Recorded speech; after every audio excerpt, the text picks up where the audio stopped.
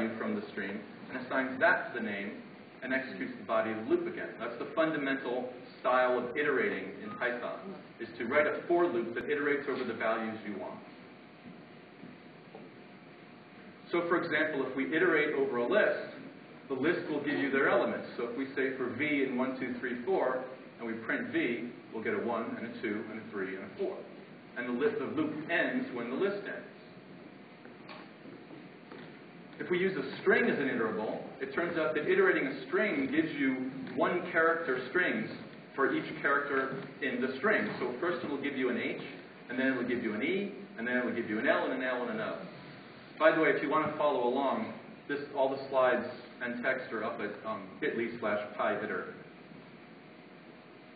So lists give you one thing, their elements. Strings give you another thing, their characters. If we make a dictionary, which has the keys A, B, C, which map onto 1, 2, 3, we say for V and D, the dictionary gives you its keys. So V will take on the values A, B, and C in turn, although in an odd order. Dictionaries don't have an inherent order. When you iterate their keys, it picks an order for you, seemingly arbitrary order that makes no sense. It's guaranteed it'll give you all of the keys. You just don't know in what order you're going to get them. And it really is ACD.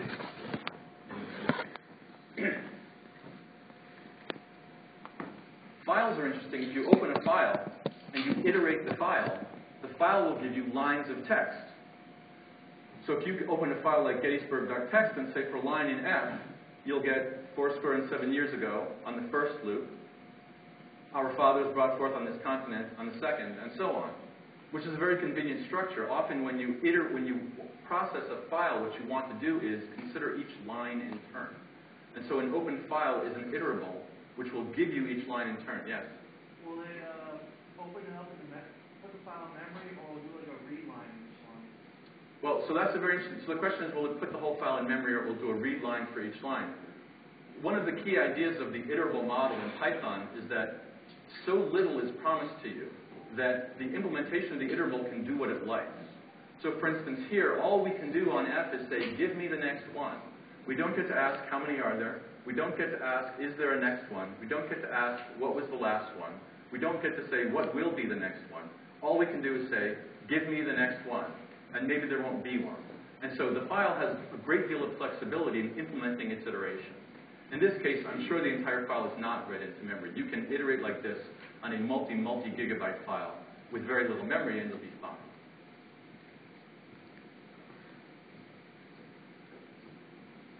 So we've seen for loops iterating over a number of different types of iterables. There's other places in Python where iterables can be used. An iterable is such a general concept in Python that not only is it used as the basis for the for loop, which is the fundamental loop, but there's lots of other places as well.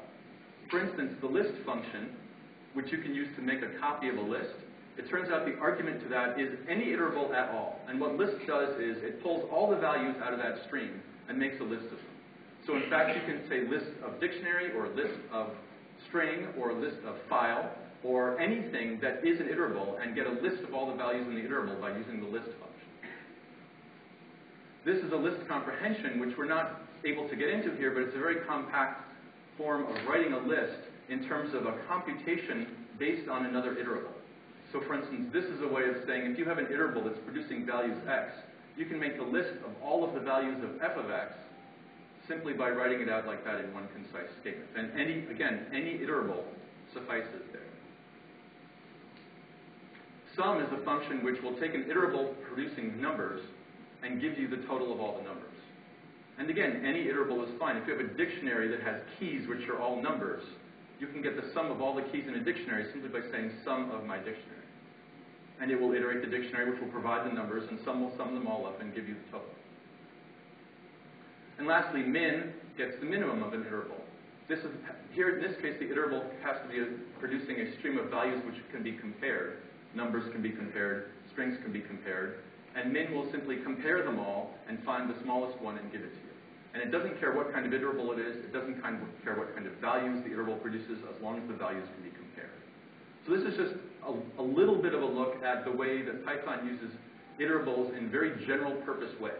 None of these functions cares what kind of object iterable is as long as it can be iterated. And lots of different objects can be iterated. And just to show two more examples from the standard library, the RE module for regular expressions, you can find all of the matches of a pattern in a particular string by using re.findIter. And that will give you an iterable which produces as its values successive matches of the pattern in the string. So for instance, if you wanted to find all of the numbers in a 1 gigabyte stream of text, you could simply provide that here, and it would iterate over all of those matches, and you could do something once for each match. In the OS module, there's a function called walk. You give it a directory name, and it will iterate over all of the subdirectories in that entire tree. And so your for loop will run once for every subdirectory. An interesting thing there is that that's not even a linear thing. A tree of subdirectories isn't naturally a line. It's not a sequence exactly. But of course, it can be made into a line. It can give you one thing and then the next thing and the next thing. And you get them all in a sequence, and you don't care exactly how it organizes it, but it gets it all to you very, very simply. Okay? Let me get a sec. You think about that.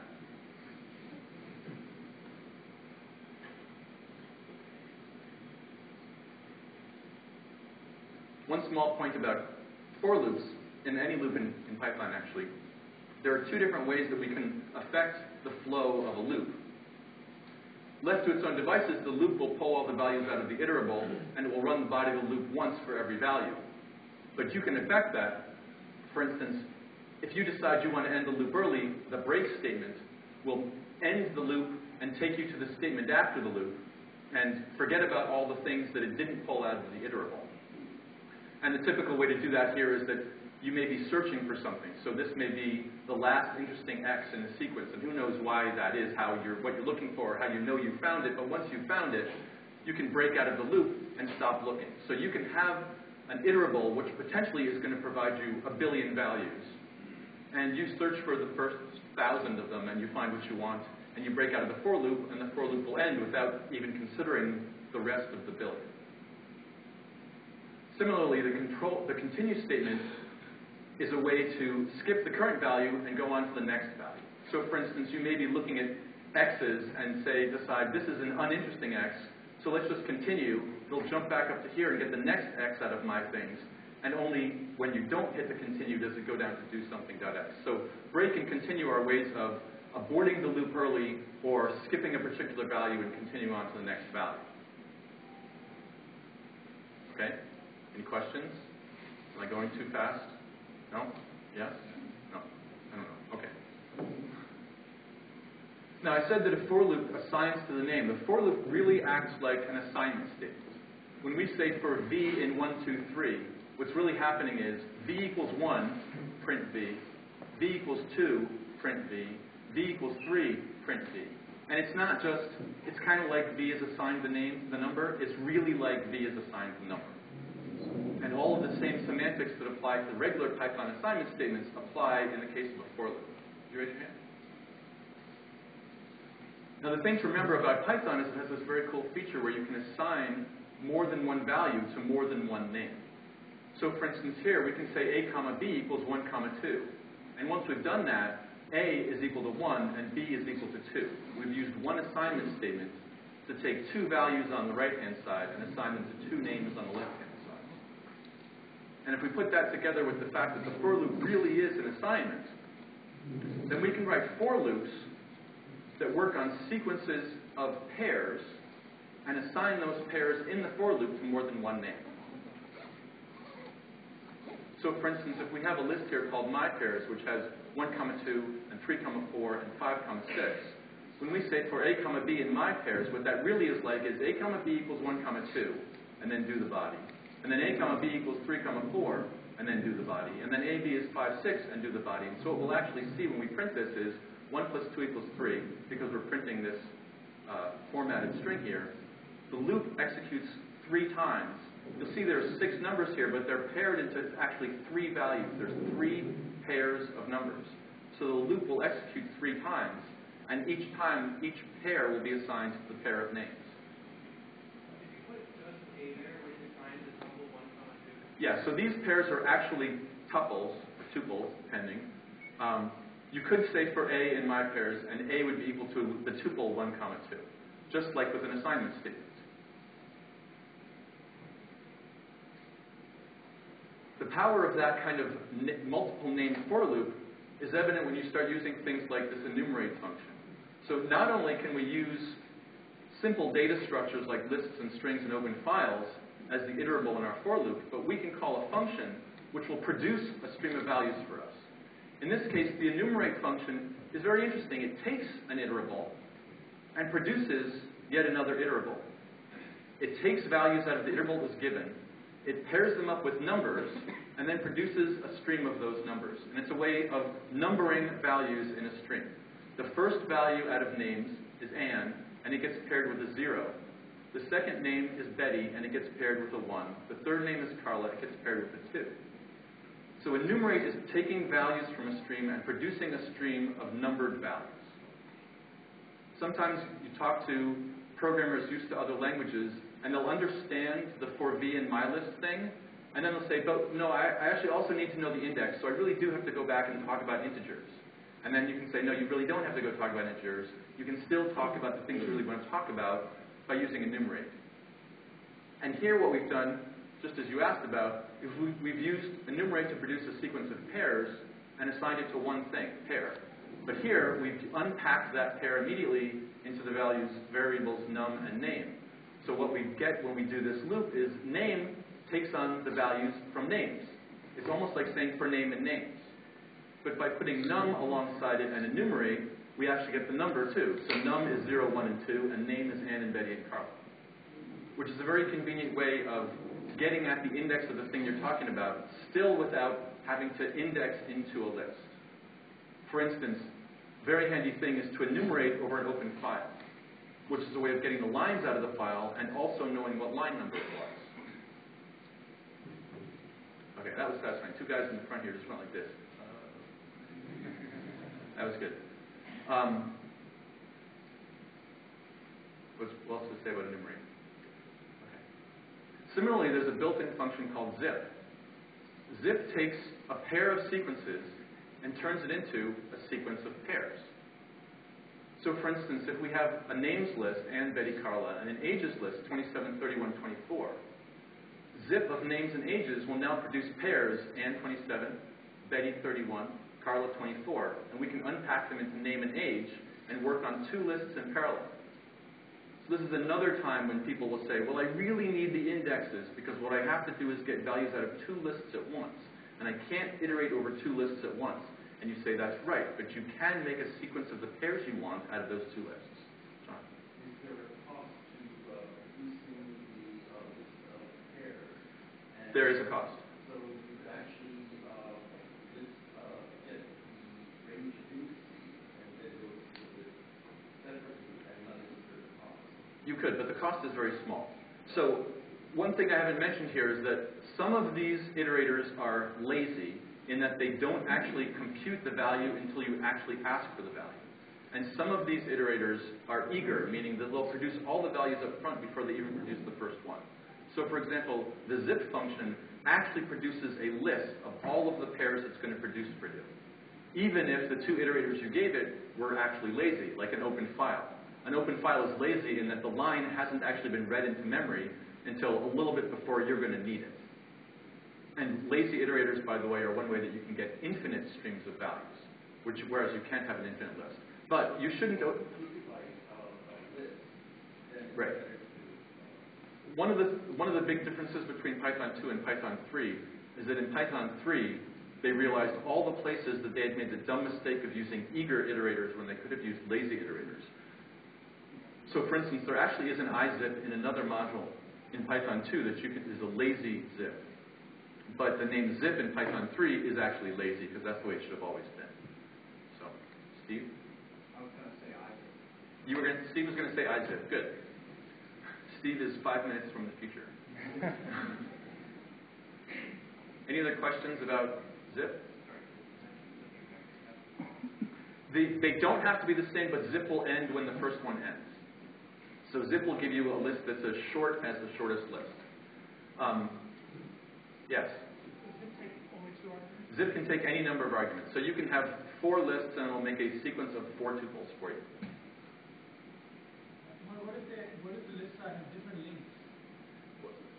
The shortest list will be the one that determines the length of the result. Because when it doesn't have enough to make the whole tuple, it throws up its hand. Which, by the way, is another good thing because you can zip together a finite list with an infinite stream, and it will stop and be a finite list. And by the way, another use of these pairs, the dict function, one of the forms of data it takes is a sequence of key-value pairs. And so, for instance, if we have 2 lists, the names and the ages, dict of zip of names and ages will give us a dictionary because zip has paired the names and the ages together, and dict looks at those pairs and say, oh, that's a key value, that's a key value, that's a key value, and it makes us a dictionary.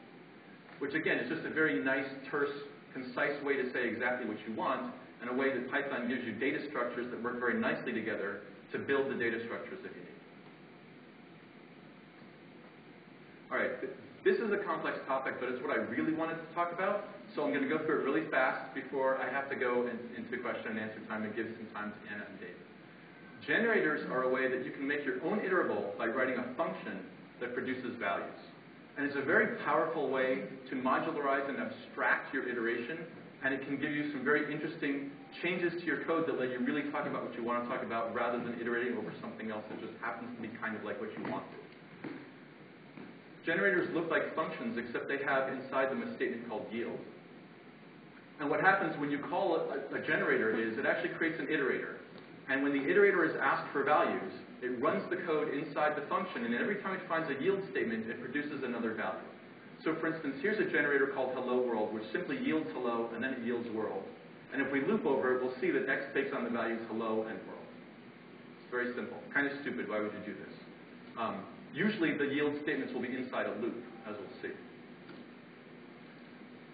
So for instance, here's another generator called repeat, which will take a value and a number, and it will give you that many instances of that value.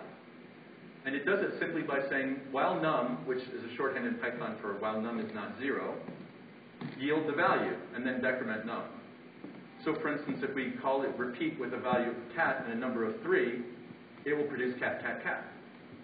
And what's actually happening is here, when we call repeat, we get an iterator, and when the yield statement is encountered, it produces a value, but it also remembers where it was.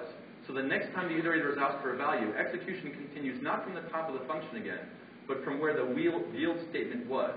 And all the values of the local variables are retained. So you've got sort of this encapsulated function with its own state, and every time it needs another value, it jumps back into the middle of that function and continues execution from where it left off.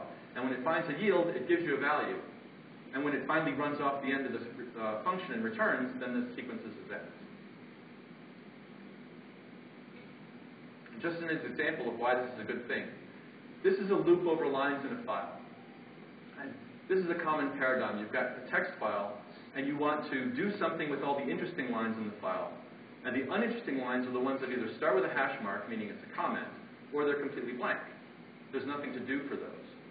So we'll loop over all the lines in the file. Remember, iterating the open file gives us each line in turn. This strips off all the white space of the line. And then we can say, does the line start with a pound sign? If so, continue, meaning skip this line and go and get the next line. If the line is empty, again, a Python idiom for empty string, if not line, it's a blank line, then continue. If we made it through this whole gauntlet of checks and we didn't continue on to the next value, then we'll end up doing something with our line. So this is a way of skipping all the comments and skipping all the blank lines and doing something with all the interesting lines that are left. Okay, the problem with this code is that we've bundled up 2 different ideas in this code. One is the idea of what's an interesting line or not, and the other is what should we do with the interesting lines. And for instance, if we had 2 different files we had to process in different ways, but they both had this idea of skip the comments and skip the blanks, we'd have to duplicate all this code in both places. And duplicated code is very bad. So instead what we can do is we can write our own generator called interesting lines. And you see I've taken exactly the code from before. So interesting lines takes an open file and does the same logic we saw before, but instead of doing something interesting, it just yields the line. And now what we have is a function called interesting lines, which we can call with an open file, and we can iterate it, and it just gives us back all the interesting lines. And all this stuff that it didn't think was interesting, the comments and the blanks, we don't see that at all. Right? We've changed the iteration from every line in the file to the interesting lines in the file. And we've done it in a modular way. So this function, this generator here, is only all about what's an interesting line. And it doesn't have anything to do with what you're going to do with the interesting lines. It could go into a library someplace, and then you can call it from two places. Here's a loop over one file that does one thing, and here's a loop over another file that does something else. And they both are using interesting lines to completely abstract out that iteration. The difference is that this yield statement will be called, when you get to this yield statement, it produces a new value, and when the next value is requested from the iterator, it's going to pick up right here and jump to the back of the top of this for loop and continue on. All of that context is maintained in the generator as the iteration is proceeding. With the return, the function returns the value, all of that context is lost, and the function is totally done. One more example, and then I'll go to questions. Another example, you want to loop over all the cells in a spreadsheet. It's a two-dimensional structure, right? And any programmer can tell you that the way you loop over something that's got two dimensions is you make two loops. One that loops over all the rows, and another one inside it that loops over all the columns. So this is very common to see when you're dealing with two-dimensional structures. You've got the rows that are numbered from 0 to height minus 1. You've got the columns that are numbered from 0 to width minus 1. And then you can go and get the cells. And then you can do something with it. Very simple. Until you decide you need to break out of that loop. Right? If we put a break statement here, because, for instance, we've found the cell we're looking for, or whatever it is, if we put a break statement here, it's only going to break this loop.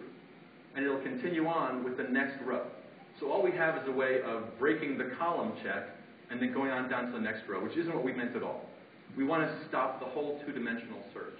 And there's ways that you can organize this code that'll do that, but it involves these messy extra little variables that seem stupid and why are they there. And you'll get it wrong the first time you try it and all that stuff, right? I'm getting lots of knowing nods. Very, very encouraging. Thank you very much. We're not getting to that yet. So what we do, well, we didn't really want to have two loops at all, right? When your supervisor came to you and told you to write this function, he didn't say, I want you to loop over all the rows and then I want you to loop over all the columns. What he said was, I want you to look through all the cells in the spreadsheet. Right? That's the way we're thinking of it. I want you to loop over all the cells in the spreadsheet. So what we can do is we can make a new generator. We'll call it 2D range. And it'll take a width and a height. And what it will produce is a stream of pairs, which are all of the coordinates of all the cells in that rectangle. Right? And we do it, again, simply by extracting out the double loop we had and yielding all those values. You're still going to pay the same processing cost on the first one, won't you? You're still doing two flows, essentially. Sure, but I haven't been worried about processing time once this whole talk. Fair enough. It's clear code. Right. I'm much more concerned about the expressiveness and correctness of the code. Yes. So for instance here, the 2D range will yield all these coordinates. And now we can write our actual code as a single loop over all the coordinates in the rectangle. Right?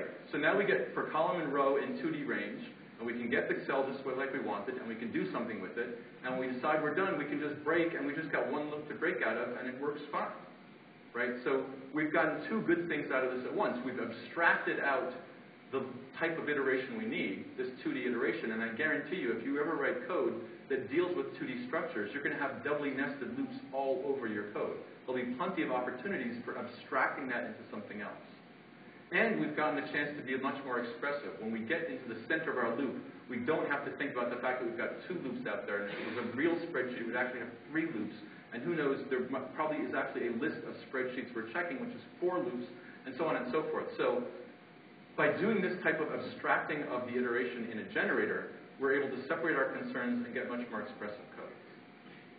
Okay? There's a lot of topics we haven't been able to cover here.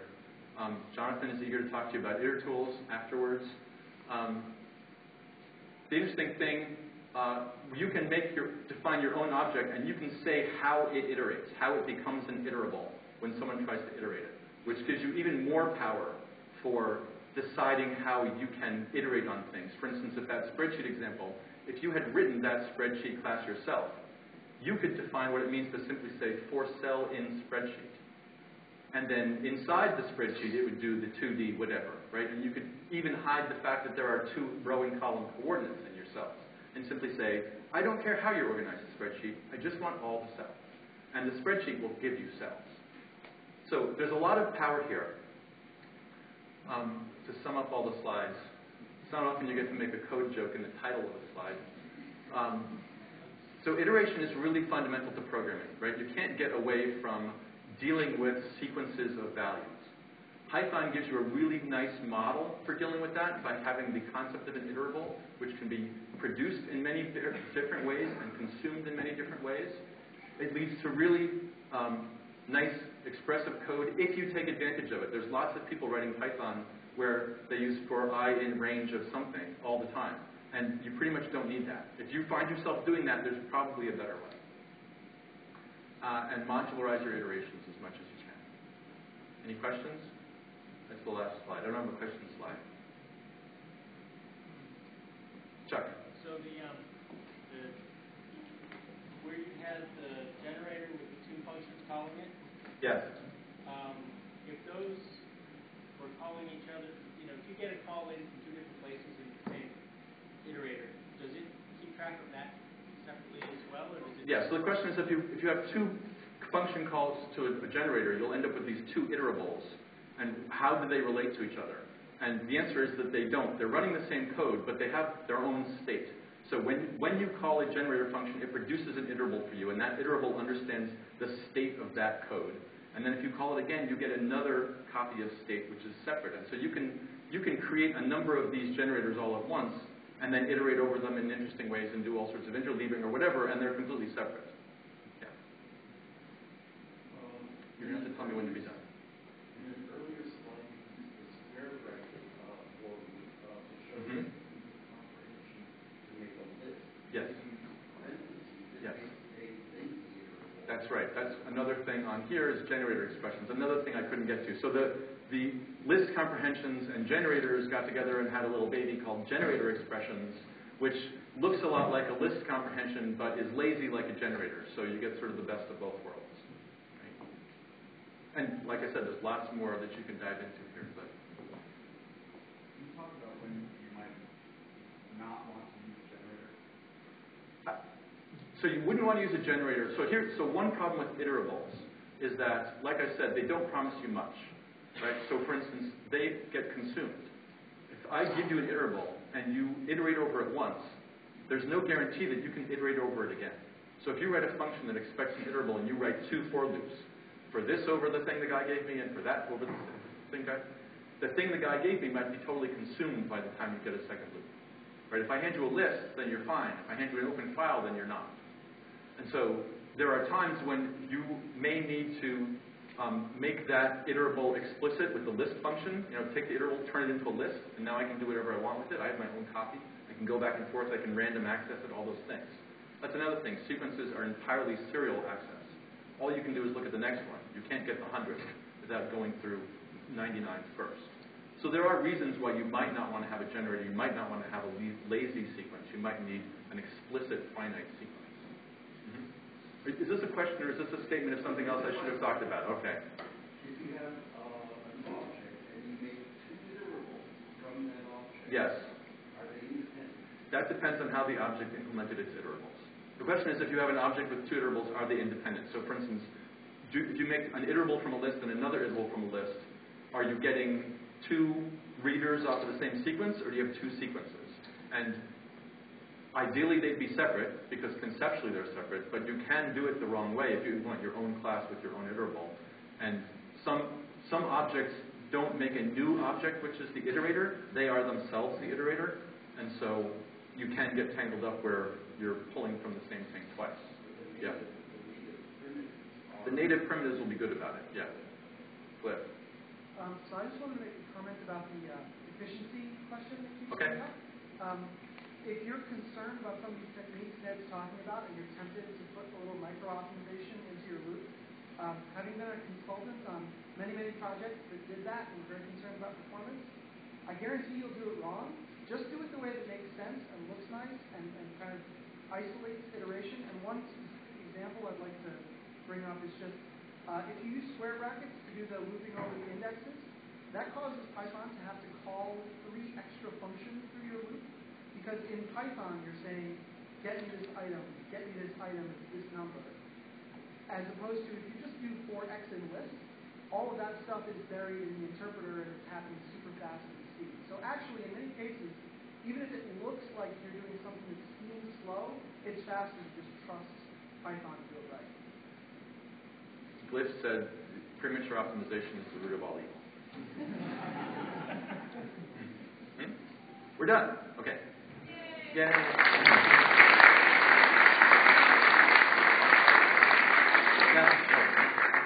That was actually, I mean, this is about fundamental topics. That was like really a treat on, like, really from experience Python hacker, the really Pythonic, really idiomatic way to do things. So please take these lines to heart, check them out, because he knows what he's talking about. Thank you. The pizza tonight is sponsored by Oracle, of which Jess is a representative, and she's going to tell us why they did that. Hi again. So I'm still one of the organizers of this group, but I wanted to give back this month by having Oracle sponsor tonight's pizza. I work in the Cape Life group at Oracle. We came to Oracle by way of